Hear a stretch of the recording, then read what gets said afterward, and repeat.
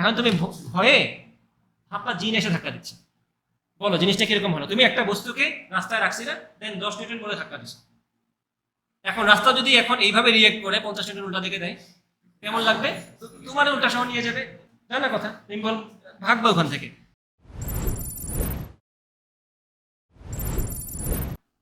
2 নম্বরটাতে আসি আমরা। এই যে প্রথম, এই যে প্রশ্নটা, একজন বাইসাইকেল, এটা সহজ প্রশ্ন। একজন বাইসাইকেল আরোহী সমতল বক্রপথে, সমতল বক্রপথ মানে কি? মানে সে সোজা রাস্তাতেই আছে, বা রাস্তাটা এরকম বাঁকা, মানে রাস্তাটা উঁচু নিচু না, এরকম না, রাস্তাটা সোজা বাট টার্ন নিচে, টার্ন বলতে পারি এটাকে, ঠিক আছে? তো সমতল বক্রপথে ভি বেগে চলছে, ওকে, ভি বেগে চলতেছে। সাইকেলের চাকা এবং পথের মধ্যকার স্থিতি ঘর্ষণ গুণাঙ্ক মিউ এস সমান 0.50। ঘর্ষণ গুণাঙ্ক নিয়ে কথা বলছে, এটা হচ্ছে ফ্রিকশন কোএফিশিয়েন্ট, মিউ এস, ওকে। আচ্ছা, সাইকেলের উপর ক্রিয়ারত বল সমূহের নাম লিখো। কি কি, এই কি প্রশ্ন এটা? সাইকেলের উপর কি কি ফোর্স কাজ করতেছে সেগুলো নাম লিখতে বলছে। দেন যদি বেগ ভি সমান 10 মিটার পার সেকেন্ড হয়, তবে সর্বনিম্ন কত ব্যাসার্ধের বৃত্তাকার পথে আরোহী ভ্রমণ করতে পারবে? এটা খুবই চমৎকার একটা কনসেপচুয়াল প্রশ্ন, এবং এটা আসছে কোথায় দেখো? লিখিততে। এবার পরেরটা রিটেনে আসছে। তো এখানে যে কনসেপ্টটা তোমার বুঝতে হবে সেটা হচ্ছে, জাস্ট কনসেপ্টটা বুঝবা। এখন আমি তোমাদেরকে ফিজিক্স বোঝাবো না, তো জাস্ট মাথায় রাখবা, তোমার যখন তুমি টার্ন নিবা, যদি তুমি ব্যাংকিং না করো, যদি তুমি কাত না হও, সেই ক্ষেত্রে তুমি টার্ন নেওয়ার জন্য তোমার যে সেন্ট্রিপিটাল ফোর্সটা লাগবে, সেই ফোর্সটার যোগান তুমি নিবা কার কাছ থেকে? ঘর্ষণ বা ফ্রিকশনের কাছ থেকে। আর কিন্তু তোমার হাতে কেউ নাই। তুমি যখন টার্ন নিবা, যখনই একটা, একটু বলে আসছে সেই কথা, যে একটা বস্তু যখনই ঘুরে তখনই তার কি থাকা লাগবে? কেন্দ্রমুখী বল, বা না না না, কেন্দ্রমুখী বল থাকা লাগবে। একটা বস্তু বৃত্তাকার হওয়া না, একটা টার্ন যদি সামান্য পরিমাণও নেয়, এটা হোক উপবৃত্তাকার, প্যারাবোলিক হোক, হাইপারবোলিক হোক, যেমনি হোক, সে যদি এরকম টার্ন নিয়ে নেয়, তাহলে অবশ্যই তার একটা কেন্দ্রমুখী বল বা সেন্ট্রিপিটাল ফোর্স থাকতে হবে। এখন সাইকেল যখন রাস্তা দিয়ে টার্ন নিচ্ছে, একটা গাড়ি যখন রাস্তা দিয়ে টার্ন নিচ্ছে, তখন সে যখন টার্ন নিচ্ছে, তাকে একটা সেন্ট্রিপিটাল ফোর্স থাকা লাগবে না? সেই ফোর্স সে পাবে কই থেকে? যদি ব্যাংকিং না হয়, ব্যাংকিং তো পরের ব্যাপার, ব্যাংকিং তো পরের আলোচনা। ব্যাংকিং করলে তো সে নিজে কাত হয়ে সেই জায়গার একটা ব্যবস্থা করে নেয়। বাট সে যদি কাত না হয়, ইফ দ্যাট ইজ এ কি বলবো এটাকে, প্লেন রোড, সমতল রাস্তা, যেটা বাঁকা না, উঁচা নিচা না, এরকম ভাবে বাঁকা না, সোজা রাস্তা, এবং গাড়িটাও 4 চাকার, তার ক্ষেত্রে কিন্তু গাড়ির ডান সাইডে 2 চাকা তুলে এমনি এমনি করা সম্ভব না। যেরকম তোমরা দেখে থাকো রিক্সাওয়ালারা স্টান্ট করে মাঝে মধ্যে, রিক্সাওয়ালা, অটো রিক্সাওয়ালা 3 চাকার গুলো আছে না, দেখছো না এরকম ভিডিও? এবং এই ভিডিও না, এটা তোমরা রিয়েল দেখতে পারবে কোথায়? আমি যে স্কুলে পড়তাম, সেই স্কুলের যে ব্রিজটা আছে না, সেই স্কুলের ওইদিকে যাওয়ার সময়, pilot school, Sylhet government pilot high school, সেই স্কুলের যে ব্রিজটা, কিং ব্রিজ, ওই ব্রিজের নিচে দিয়ে আমরা যাইতাম স্কুলে। তো ওখানে যারা রিক্সাওয়ালাগুলো আছে, ওরা দেখা যাইতো সন্ধ্যার দিকে বা যখন রাস্তাটা ফাঁকা থাকে, তারা দেখা যায় ওই রিক্সা নিয়ে তারা তখন ওই বিনোদন করতেছে। ওই এখন যখন পোলাপাইন সাইকেল নিয়ে ই করে, স্টান করে, রিক্সাওয়ালারা দেখতাম আমরা ওখানে স্টান করতেছি, তখন তারাই ছিল আমাদের স্টান। এবং আমাদেরকে তারা অফার করতো যে একবার রাইড দিয়ে আসবো 20 টাকা 30 টাকা এরকম বলতো। মানে সে চলতেছে না এরকম, হঠাৎ করে দেখবা তার এই ডান চাকাও তুলে ফেলছে এভাবে, তারপরে চলতেছে। আমি ভিডিও দিয়ে দিব না, তোমরা দেখতে পারবা, এবং সেই জিনিসটা তোমরা রিয়েল দেখতে পারবা। যদি এখন আছে কিনা আমি জানি না, ওইদিকে তো যাওয়া হয় না। কিং ব্রিজের নিচে যারা থাকে রিক্সাওয়ালা, তারা এই কাজটা করে। হ্যাঁ হ্যাঁ, গাড়ি তুলে, বাট গাড়ি তোলা কিন্তু টাফ, রিক্সা তো অনেক পাতলা, চাইলেই কন্ট্রোল করা যায়, গাড়ি কিন্তু অনেক টাফ। যাই হোক, তো এইরকম কোনো সিচুয়েশন তো আমাদের না। আমাদের সিচুয়েশনটা কি? আমাদের গাড়িটা ভদ্র ডিসেন্ট গাড়ি, সে 2 চাকা তুলতে পারবে না এই পাশ থেকে, সে এইভাবেই থাকবে। রাস্তাও সোজা, রাস্তার মধ্যে এরকম কাট করার ব্যাপার নাই, গাড়িও সোজা, বাঁকা হওয়ার সুযোগ নাই। মানুষ হলে না হয় বাঁকা হয়ে যাইতো, আমরা কমন সেন্স দিয়ে যেটা করি বা নর্মালি আমরা যেটা করি, টার্ন এসে বাঁকা হয়ে যাই, গাড়িতে বাঁকা হতে পারবে না। গাড়ি যে বাঁকা হতে পারতেছে না, আবার সে টার্ন নিতে হচ্ছে, তাকে একটা কেন্দ্রমুখী বল লাগবে না, সেন্ট্রিপিটাল ফোর্স লাগবে না, সেটা সে নিবে কই থেকে? সেটা এমনি আছে, তাকে কিন্তু ধাক্কাও দিচ্ছে না। তাহলে সেই জিনিসটার যোগান আসবে তার কার থেকে? ঘর্ষণ থেকে। The road is providing the friction force with the tyre, ঠিক আছে? আচ্ছা, এখন ব্যাপারটা বুঝতে পারছো? তাহলে এখন আমরা বুঝতে হবে যে যেহেতু এখানে বলছে যে আমাদের প্রশ্ন গেল কই, এই যে ঘর্ষণ গুণাঙ্ক বলছে না, এখন ঘর্ষণ নিয়ে কিছু কথা বলে দিই, তারপরে ব্যাপারটাতে আসবো। একটু খেয়াল করো, এই সূত্রগুলো তোমাদের মুখস্থ থাকা লাগবে। ঘর্ষণ বল, এই যে ঘর্ষণ গুণাঙ্ক বা ফ্রিকশন কোএফিশিয়েন্ট বলা হয় যেটাকে, ঘর্ষণ গুণাঙ্ক সমান হচ্ছে ঘর্ষণ বল ডিভাইডেড বাই নর্মাল রিঅ্যাকশন অথবা উলম্ব প্রতিক্রিয়া। এই ব্যাপারগুলো ভালো মতো বুঝে নাও। এই স্মল এফ দ্বারা বোঝাচ্ছি আমি ঘর্ষণ বল, আর এইটা দ্বারা আমি বোঝাচ্ছি উলম্ব প্রতিক্রিয়া। কার উলম্ব প্রতিক্রিয়া? তল, ওই সারফেসটা ওই বস্তুকে যে পরিমাণ নর্মাল রিঅ্যাকশন দিচ্ছে বা পারপেন্ডিকুলার রিঅ্যাকশন দিচ্ছে বা উলম্ব প্রতিক্রিয়া দিচ্ছে, সেই পরিমাণটাকে আমি বলতেছি উলম্ব প্রতিক্রিয়া। এটা ভালো করে নোট করে নাও, এর থেকে কম কিছু লিখো না, এইটাই লিখো। ঠিক আছে কিনা? এখন মিউ সমান হচ্ছে এফ বাই আর, আমরা মাথায় রাখলাম এটা, মিউ সমান হচ্ছে এফ বাই আর, আমরা এটা মাথায় রাখলাম। ইন জেনারেল কেস আমাদের আরটা হয় কি, ইন জেনারেল কেস আমাদের আরটা থাকবে এম জি এর সমান। যেহেতু সমতল রাস্তা, সোজা রাস্তা, তাহলে খেয়াল করো একটা বস্তু যদি এরকম এখানে বসে থাকে, তার ওজনটা কত? তার ওজনটা হচ্ছে এমজি কাজ করতেছে। ওজন যেহেতু কাজ করতেছে এমজি, তাহলে এইগুলো নিয়ে কিন্তু আলাদা আমি কথা বলবো পরে যখন ওই টপিকগুলো আসবে। রাস্তাটাকে কি দিবে? সমান পরিমাণ প্রতিক্রিয়া বল দিবে, তাই না? এই যে এইদিকে উল্টা দিকে যে বল দিবে সেটাই হচ্ছে এই মুহূর্তে উলম্ব প্রতিক্রিয়া। সো এই ক্ষেত্রে ওজনের সমানই হচ্ছে উলম্ব প্রতিক্রিয়া। তার মানে এখানে আর যে কথা এমজি সেম কথা, but not necessarily in every case. যখন আমার তলটা আনত থাকবে বা কোনাকুনি থাকবে এরকম, তখন কিন্তু আমার আর সমান এমজি হবে না, তখন আর সমান হবে এমজি কস থিটা, যেগুলো আশা করি তোমাদের মনে আছে। বাট এই মুহূর্তে আমাদের যেহেতু রাস্তাটা সোজা, আমরা এমজি কস থিটা লাগবে না, আমরা এমজি নিয়ে কথা বলবো।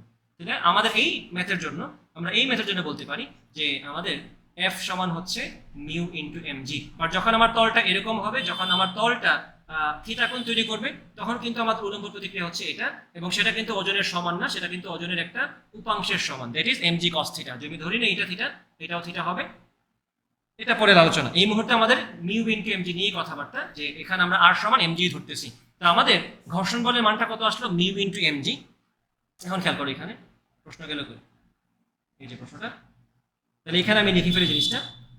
ঘর্ষণ বল সমান আমি লিখলাম মিউ ইনটু এমজি। দেখো তো আমার এখানে ভর দিছে কিনা? ভর তো দেয় নাই, তার মানে ভর আমার ব্যবস্থা করা লাগবে। এই যে ঘর্ষণ বলটা মিউ ইনটু এমজি, খেয়াল করো তো, এই যে গাড়িটা 10 মিটার পার সেকেন্ড বেগে রাস্তা দিয়ে যাবে, সে যখন টার্ন নিবে, তো সে যেহেতু বাঁকা হতে পারতেছে না, তার তো কেন্দ্রমুখী বলের যোগান দেওয়া লাগবে কার থেকে? ঘর্ষণ থেকে। তাহলে আমরা বলতে পারি এই ঘর্ষণ বলটাই তার কেন্দ্রমুখী বলের যোগান দেবে, যেটা তার দরকার। কি বলছি বুঝতে পারছো কিনা? এই ঘর্ষণ বলটাই তার কেন্দ্রমুখী বলের যোগান দেবে, যেটা তার দরকার। ঠিক আছে ব্যাপারটা? ওকে, এখন এটা বলছে যদি বেগ v সমান 10 মিটার পার সেকেন্ড হয়, তবে সর্বনিম্ন কত ব্যাসার্ধের বৃত্তাকার পথে আরোহীটি ভ্রমণ করতে পারবে? সর্বনিম্ন কত ব্যাসার্ধ, মানে এখানে ব্যাসার্ধটা আমার ঠিক করতে হবে। কারণ একটু বোঝার চেষ্টা করো, মিউ এমজি মানটা কত সেটা খেয়াল করবা। এখানে অবশ্য অনেক কিছু বোঝায় নাই, আমি তোমাদের বুঝাচ্ছি। দাঁড়াও, এখানে ভরের মান দিছে, ভরের মান তো দিই নাই, তাহলে আমি এগুলো তোমাদের বুঝাচ্ছি। ধরো ধরো আমি বললাম ঘর্ষণ গুণক এখানে কত বলছে বলো তো? 0.5 না? আমি 0.5 ধরে কাজ করি। আমি বললাম ঘর্ষণ গুণাঙ্ক হচ্ছে 0.5। ঘর্ষণ গুণাঙ্ক সমান কি? ঘর্ষণ বল ডিভাইড বাই উলম্ব প্রতিক্রিয়া। মনে করো বস্তুর ভর হচ্ছে 4 কেজি, জাস্ট ধরে নাও বস্তুর ভর হচ্ছে 4 কেজি।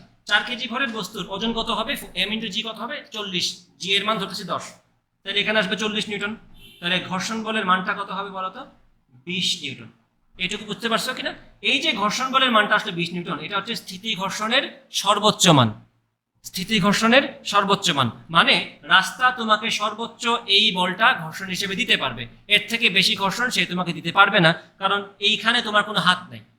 তোমার যে ভর সেটা তো তুমি চেঞ্জ করতে পারতেছো না, রাস্তাকে তো তুমি চলার সময় বাঁকা করতে পারতেছো না, রাস্তা যেরকম আছে সেরকমই। ঘর্ষণ গুণাঙ্ক তোমার রাস্তার সাথে টায়ারের যেটা, সেটা তো ফিক্সড। তাহলে তোমার হাতে আসলে ঘর্ষণ বল 20 নিউটন থেকে বেশি পাওয়া সম্ভব না। এখন মনে করো তুমি যে বেগে গাড়ি চালাচ্ছ, সেই বেগে গাড়ি চালানোর কারণে তোমার ভর 4 না? এই যে একটু খেয়াল করবা, আমি যদি বলি সে 10 মিটার বেগে গাড়ি চালাচ্ছে, তাহলে সেই ক্ষেত্রে তার একটু খেয়াল করবা কেন্দ্রমুখী বলের সূত্রটা কি? এম ভি স্কোয়ার বাই আর। তাহলে সে যদি 10 মিটার পার সেকেন্ড বেগে গাড়ি চালায়, এম ভি স্কোয়ার বাই আর, এবং সেটা হচ্ছে কত? এই যে তার কেন্দ্রমুখী বলটা। ব্যাপারটা বোঝা গেছে কিনা? এখন খেয়াল করো, এই যে রাস্তাটা সর্বোচ্চ তাকে 20 নিউটন দিতে পারবে, নিশ্চয়ই কেন্দ্রমুখী বল যদি 20 নিউটন থেকে বেশি হয়ে যায়, ঘর্ষণ দিয়ে তাকে আটকানো যাবে না, গাড়িটা ছিটকে পড়ে যাবে। ব্যাপারটা বোঝা গেছে কিনা? ধরো তোমার বেগ অনুযায়ী তোমার কেন্দ্রমুখী বল দরকার 50 নিউটন, আর রাস্তা তোমাকে সর্বোচ্চ প্রোভাইড করতে পারে 30 নিউটন। তুমি কি শর্টে পড়ে গেছো না? তোমার তো কেন্দ্রমুখী বল দেওয়ার মতো একমাত্র একজনই ছিল, সে কে? ঘর্ষণ বল। ঘর্ষণ বলে ম্যাক্সিমাম 30, আর তুমি যে বেগে গাড়ি চালাচ্ছ ওই রাস্তা দিয়ে, সেই হিসেবে তোমার কেন্দ্রমুখী বল বা সেন্ট্রিপিটাল ফোর্স চলে আসে 40। তাহলে 10 নিউটনের শর্ট কে দিবে? কেউ দিবে না, তুমি পড়ে যাবা, অ্যাক্সিডেন্ট হবে। বোঝা গেছে? এইটাই হচ্ছে কথা, যে আমার ঘর্ষণ বল সর্বোচ্চ যা, আমি কেন্দ্রমুখী বল ওইটাই ম্যাক্সিমাম এফোর্ড করতে পারবো, অথবা ওই ঘর্ষণের জন্য যে বেগটা সেটাই আমি সর্বোচ্চ এফোর্ড করতে পারবো, এর বেশি বেগ আমি এফোর্ড করতে পারতেছি। বোঝা গেছে ব্যাপারটা?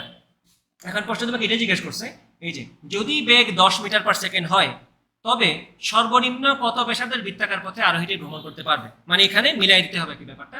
খেয়াল করো এখানে এই যে ঘর্ষণ বলের মান তো 20, আচ্ছা ঘর্ষণ বলের মান তো বলি নাই, আমরা তো এখানে ধরে নিয়েছিলাম বস্তুর ভর 4 কেজি, আমাদের বস্তুর ভর এম এখানে তো বলে নাই প্রশ্নে কিছু, তো আমরা এখানে জিনিসটাকে আরেকবার সাজাই। খেয়াল করবা আমাদের প্রশ্ন অনুযায়ী আমাদের ঘর্ষণ গুণাঙ্ক কত? 0.5। ঠিক আছে, ঘর্ষণ বলের মানটা কত, এফ, ডিভাইডেড বাই বস্তুর ভরটা কত, ওজন কত, এমজি, উলম্ব প্রতিক্রিয়া, যেহেতু সোজা রাস্তা এই জন্য এটা আর সমান এমজি হবে। একটু খেয়াল করবো এখানে আমি কি লিখতে পারি, এফ সমান জি এর মান যদি আমি 10 ধরে নেই for the sake of is, তাহলে আমরা বলতে পারি 10 ইন্টু 0.5 কত, 5 ইন্টু এম, 5m। ঠিক আছে কিনা, এই যে এটা হচ্ছে আমাদের ঘর্ষণ বল এবং this is the maximum friction force. ঠিক আছে, এবং এটা সমান হবে কি ওই গাড়িটার কেন্দ্রমুখী বল বা সেন্টিপিটাল ফোর্স। আমরা বলতে পারি 5m, এটা কিন্তু 5 মিটার না, মাথায় রেখে, এটা কিন্তু 5m, ভরের জন্য এমটা 5m সমান কি, এই যে m v square by r। ঠিক আছে কিনা? আচ্ছা, এখন খেয়াল করবো একটু, আমরা m কেটে ফেললাম, প্রশ্নে আমাদেরকে গাড়ির বেগ কি বলছে দেখো তো, 10 মিটার পার সেকেন্ড বলছে না? একটু খেয়াল করবা, এখানে তুমি গাড়ির বেগের জায়গায় 10 বসায় দাও, তাহলে কি পাচ্ছ, 5 সমান 10 স্কয়ার ডিভাইড বাই r, তাহলে তুমি কি পাচ্ছ, আর এর মান, আর এর মান হচ্ছে 100 ডিভাইডেড বাই 5, সো आंसर হচ্ছে 20 মিটার পার, সরি 20 মিটার। তাহলে তুমি সর্বোচ্চ 20 মিটার, মানে সর্বোচ্চ না, সর্বনিম্ন 20 মিটার ব্যাসার্ধের রাস্তায় এই ঘটনা ঘটাতে পারবা যে গাড়ির বেগ যদি 10 মিটার পার সেকেন্ড হয়, এট লিস্ট আমার রাস্তার ব্যাসার্ধ হওয়া লাগবে 20 মিটার। এর থেকে যদি কম হয়, চিন্তা করো, আমার যদি রাস্তার ব্যাসার্ধ থেকে কম হয়, রাস্তার ব্যাসার্ধ কম মানে কি, রাস্তার ব্যাসার্ধ কম মানে হচ্ছে ধরো আমাদের যে ঘর্ষণ বল কিন্তু ব্যাসার্ধের উপর কোনোভাবে ডিপেন্ডেন্ট না, ঘর্ষণ বল কিন্তু ব্যাসার্ধের উপর কোনোভাবে ডিপেন্ডেন্ট না। খেয়াল করবে একটু, ঘর্ষণ বলটা সমান কি, এফ এস সমান, এই যে ঘর্ষণ বল এফ সমান হচ্ছে mu into MG, mu into R. ঠিক আছে, আবার যে কেন্দ্রমুখী বলটা এফ সি, সেটা সমান কি, এম ভি স্কোয়ার বাই আর। তাহলে কেন্দ্রমুখী বলটা ব্যাসার্ধের উপর ডিপেন্ডেন্ট, তাই না?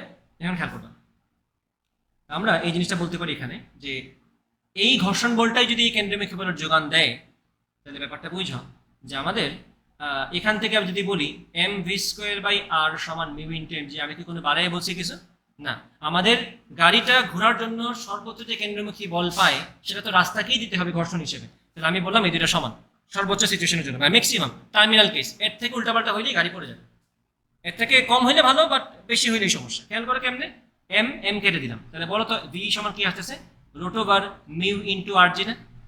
জাস্ট হিসাব করে দেখো, মিউ ইন্টু আর জি। তাহলে দেখো আমার রাস্তার বেগটা ইঞ্জিনিয়ার যা ঠিক করছে তাই, অভিকর্ষ ত্বরণ আল্লাহ যা ঠিক করে দিয়েছেন তাই, আর মিউ হচ্ছে প্রাকৃতিকভাবে যেটা তার আছে টায়ারের সাথে রাস্তা, সেটা ফিক্সড। তাহলে এখানে তোমার কোনো হাত আছে কিনা, এখানে কি তোমার কোনো হাত আছে? মিউ কি তুমি বদলাতে পারবা? তুমি কি গাড়ি চালানোর সময় টায়ারের ঘর্ষণ বদলাবা রাস্তার সাথে? সম্ভব না। রাস্তার ব্যাসার্ধকে তুমি বদলাতে পারবা? টার্ন যে ব্যাসার্ধ আছে সেই ব্যাসার্ধই, জি এর মান তো যা আছে তাই, বদলানোর সুযোগ নেই। সুতরাং তুমি টোটালি এইটুকুর উপর ডিপেন্ডেন্ট, তাই না? তো তোমার যদি ব্যাগ লাগে, একটু খেয়াল করবা তাহলে ব্যাপারটা, তোমার এটা হচ্ছে তোমার সর্বোচ্চ সিচুয়েশন। তুমি খেয়াল করো এই যে অংশটা, এই অংশের উপর তোমার কিন্তু হাত নাই, ব্যাপারটা বোঝা গেছে কিন্তু? তাহলে ব্যাপারটা হচ্ছে এরকম যে তোমার যে পরিমাণ ঘর্ষণ ম্যাক্সিমাম রাস্তা দিতে পারে তোমাকে, তুমি যদি তার থেকে কম ডিমান্ড করো তাহলে কোনো আপত্তি নেই, এটা মাথায় রাখবা। রাস্তা সর্বোচ্চ ঘর্ষণ দিতে পারে 20 নিউটন, তোমার যদি এমন হয় যে তুমি কেন্দ্রমুখী বল নিয়ে নিছো 15 নিউটন, কোনো ব্যাপার না, রাস্তা তোমাকে 15ই দিবে। এই হচ্ছে স্থিতি ঘর্ষণ বা স্ট্যাটিক ফ্রিকশনের একটা চমৎকার কনসেপ্ট। সেটা হচ্ছে স্থিতি ঘর্ষণ, যেটা আমরা বললাম মাত্র, এই যে খেয়াল করে স্থিতি ঘর্ষণ বা মিউ এস, এই যে ব্যাপারটা এফ এস বাই আর, এই যে আনসারটা আমরা বের করবো এখানে, এই আনসারটা কিন্তু এই যে এফ এস সমান কি বের হচ্ছে আমাদের, মিউ এস ইন্টু আর। এই যে আনসারটা মনে করে আসলো 20 নিউটন অথবা আসলো 40 নিউটন, যাই আসো, আমি বললাম এখানে 50 নিউটন, এই যে আনসার আসলে 50 নিউটন স্থিতি ঘর্ষণের, এটা কিন্তু তার সর্বোচ্চ মান। এটা মানে মোটেও এটা না রাস্তা তোমাকে কন্টিনিউয়াসলি 50 নিউটন বল দিচ্ছে, এরকম না। তুমি যখন রাস্তার উপর জাস্ট দাঁড়ায় আসো, রাস্তা তোমাকে কোনো ঘর্ষণ বল দিবেই না, কারণ তুমি কি রাস্তাকে ধাক্কা দিচ্ছ সামনে যাওয়ার জন্য। জাস্ট ইমাজিন করো তুমি রাস্তা দাঁড়ায় আসো, রাস্তা তোমাকে ঘর্ষণ দিচ্ছে উল্টা দিকে 50 নিউটন, তুমি কি জায়গায় থাকবা? এটা কি সম্ভব? তুমি একটা ব্লক রেখে দিচ্ছ রাস্তার উপরে এইভাবে, রাস্তা যদি তোমাকে আসলেই 50 নিউটন ঘর্ষণ দেয় এই বস্তুকে, তাহলে কি বস্তু জায়গায় থাকবে? এটাকে ভূতরে ঘটনা হয়ে গেল না যে রাস্তায় রাখছি না বক্স দেখে আপনার চলে যাচ্ছে? এটা কেমন কথা হইল? ঘর্ষণ হচ্ছে সেই ব্যাপারটা যেটার নাম হচ্ছে it resists the relative motion between two object. এই হচ্ছে কথা। তুমি যদি রিলেটিভ মোশন তুমি যদি তৈরি না করতে চাও, তুমি যদি ওইটাকে চলতে না দিতে চাও, রাস্তা কেন বাধা দেবে? তুমি তো বক্সকে রাখছো, তাই এখানে কোনো ঘর্ষণ বল রাস্তা তোমাকে দিচ্ছে না। যখনই তুমি বস্তুকে ধাক্কা দিবা, ধরো তুমি ধাক্কা দিয়েছো বস্তুকে 10 নিউটন বল দিয়ে, রাস্তা ম্যাক্সিমাম কত দিতে পারে? 50, সে কি তোমাকে 50 দিবে? দিলে ব্যাপারটা হয়ে যাবে তুমি রাস্তার সাথে, এখন তুমি ভয়ে আপনার জিন এসে ধাক্কা দিচ্ছে। বলো জিনিসটা কিরকম হলো? তুমি একটা বস্তুকে রাস্তায় রাখছি না, দেন 10 নিউটন বলে ধাক্কা দিচ্ছ, এখন রাস্তা যদি এখন এইভাবে রিয়েক্ট করে 50 নিউটন উল্টা দিকে দেয়, কেমন লাগবে? তোমার উল্টা সহ নিয়ে যাবে। জানা কথা, তুমি বল ভাগবা ওখান থেকে। তুমি যা দিচ্ছ, রাস্তার কাজ হচ্ছে তোমাকে ওই বস্তুকে আটকায় রাখা, রাস্তার কাজ হচ্ছে আটকায় রাখা। সে আটকায় রাখার জন্য যা দেয়া লাগে তাই দিবে, বেশিও দিবে না কমও দিবে না। তুমি দিচ্ছ 10, সে দিবে 10। তুমি দিচ্ছ 50, 50-এর পরে 40, সে দিবে 50, 40। বেশি দিবে না কমও দিবে না। তুমি দিচ্ছ 50, ইট ক্যান এফোর্ড ম্যাক্সিমাম 50, তো সে দিবে 50। এই হচ্ছে স্থিতি ঘর্ষণ বা স্ট্যাটিক ফ্রিকশনের বৈশিষ্ট্য, তুমি যা দেবে সে তোমাকে তাই দিবে। তাহলে এই যে আমার যদি কেন্দ্রমুখী বল বা সেন্ট্রিপিটাল ফোর্স আমার আসে 15 নিউটন, আর রাস্তার ঘর্ষণটা ম্যাক্সিমাম হয় 20 নিউটন, রাস্তা আমাকে কি 20 দিবে নাকি 15 দিবে? 15 দিবে। তাহলে খেয়াল করো, এই হচ্ছে আমার ম্যাক্সিমাম লিমিট। আমি যদি 15 নিউটন 20 নিউটন পর্যন্ত কেন্দ্রমুখী বল রাখি, রাস্তা আমাকে সাপোর্ট করতে পারবে, কারণ আমার কেন্দ্রমুখী বলটা রাস্তা থেকে আসবে। এখন ধরো আমি এমন স্পিডে গাড়ি চালালাম যে আমার কেন্দ্রমুখী বল হচ্ছে 50 নিউটন, রাস্তা তো ম্যাক্সিমাম দিতে পারে 20, কারণ দেখো রাস্তার এই ঘর্ষণ বলের ক্ষেত্রে তোমার কিন্তু কোনো হাত নাই। আমার হাত গেল এখানে, এই যে এখানে কিন্তু তোমার কোনো হাত নাই, তুমি চাইলেও এটা বাড়াতে পারবা না বেগটা। তাহলে তুমি যদি তার সাধ্যের বাইরে বেগ দাও, সে তোমাকে তার সাধ্যের বাইরে ঘর্ষণ দিতে পারবে না, ডেফিনেটলি তুমি ফল করবে। এখানে এই কথাই বলছে যে সর্বোচ্চ, ব্যাপারটা বুঝছো কিনা? এই হচ্ছে কথা। এখন খেয়াল করে একটা জিনিস, যে আমি যদি এখানে ব্যাসার্ধটা বাড়াই, ব্যাসার্ধ নিয়ে কি প্রশ্নের কথা বলছে না যে ব্যাসার্ধ সর্বনিম্ন কত হওয়া লাগবে? এখানে যদি ব্যাসার্ধ বাড়াই, আমার কি এই বেগটা বাড়তে মানে আমি কি আমার বেগের মানটা বাড়াতে পারবো না? ধরো এখানে ব্যাসার্ধ আমি ছিল আগে 10, এখন বললাম 100, এখন নিশ্চয়ই গাড়ির জন্য স্পিড লিমিট বেড়ে যাবে, কারণ গাড়ি এখন আরো বেশি স্পিড দিতে পারবে, জানা কথা। কারণ এই ভিটা is less or equal to root over mu R G. কম থাকলে তো সমস্যা নেই, ব্যাপারটা বোঝা গেছে? কম থাকলে সমস্যা নাই তো, বাট যদি এটা বেশি হয়ে যায় তাহলে সমস্যা। তাহলে আমি যদি ব্যাসার্ধ 10 থেকে করি 100, ডেফিনেটলি এই লিমিটটা বড় হয়ে যাবে, তাহলে গাড়ি আরো বেশি স্পিড এফোর্ড করতে পারবে। তো এখন প্রশ্নে কি বলছে খেয়াল করবা, তাহলে ব্যাসার্ধ যত বাড়াবো স্পিড আমি যত বাড়াতে পারবো, এই হচ্ছে কথা। এখন বলছে যদি বেগ 10 মিটার পার সেকেন্ড হয়, তবে সর্বনিম্ন কত ব্যাসার্ধের বৃত্তাকার পথে আরোহীটি ভ্রমণ করতে পারবে? হ্যাঁ, কারণ 10 মিটার পার সেকেন্ড বেগ হয়, একটা সার্টেন রেডিয়াসের কম রেডিয়াস হলে কেন্দ্রমুখী বলটা কিন্তু কম হয়ে যাবে। সেই ক্ষেত্রে কেন্দ্রমুখী বলতে জায়গায় আছে, কিন্তু ব্যাসার্ধ কমে গেলে ঘর্ষণটা কমে যাচ্ছে, সো এফোর্ট করার ব্যাপারটা ঝামেলায় পড়ে যাবে। বোঝা গেছে আশা করি? তাহলে গেল দুইটা প্রশ্ন ডান। দেখো একটু খেয়াল করো, 22-21 সালের প্রশ্ন, এটা 20-21-এর প্রশ্ন, দুইটাই কোন টপিক থেকে আসছে? রোটেশনাল মোশন, কৌণিক বেগ থেকে আসছে। এখনো কিন্তু আমরা রৈখিকের কিছু পাই নাই ওইভাবে। এরপরেরটাও কিন্তু ওইটাই সার্কুলার মোশন থেকে আসছে। আশা করি বুঝতেছো, সেইভাবেই কাজ করতেছে।